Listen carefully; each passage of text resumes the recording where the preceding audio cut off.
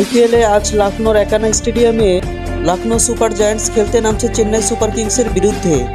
Point তালিকায় 3-এ রয়েছে Chennai super Kings, Lucknow রয়েছে 5-এ। আজকের ম্যাচে জিতলেই চলতি আইপিএলের দ্বিতীয় দল হিসেবে 10 পয়েন্টে পৌঁছে যাবে সিএসকে কেকেআরকে টেক্কা দিয়ে।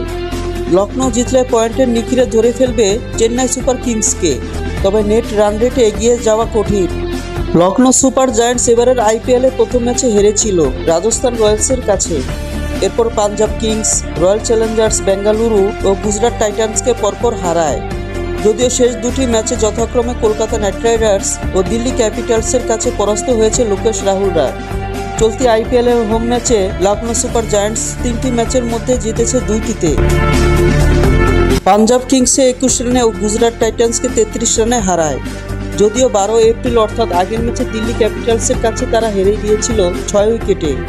চেন্নাই সুপার কিংস প্রথম দুটি ম্যাচে হারিয়েছিল আরসিবি ও গুজরাট টাইটান্সকে। এরপর দিল্লি ক্যাপিটালস ও সানরাইজার হায়দ্রাবাদের কাছে হেরে গিয়েছিল। লখনৌ ম্যাচে ঋতুরাজ গায়কোয়াড় নামছে কলকাতা নাইট রাইডার্স মুম্বাই ইন্ডিয়ান্সকে হারানোর পর জয়ের হ্যাট্রিক নিশ্চিতের লক্ষ্যে।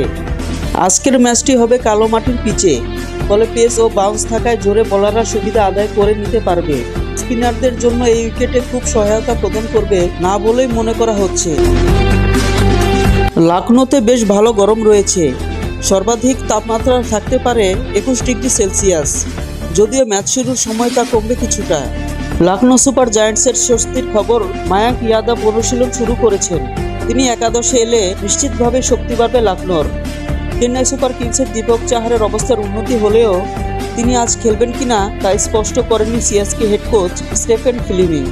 দুই দলেই বড় রদবদল হবে না।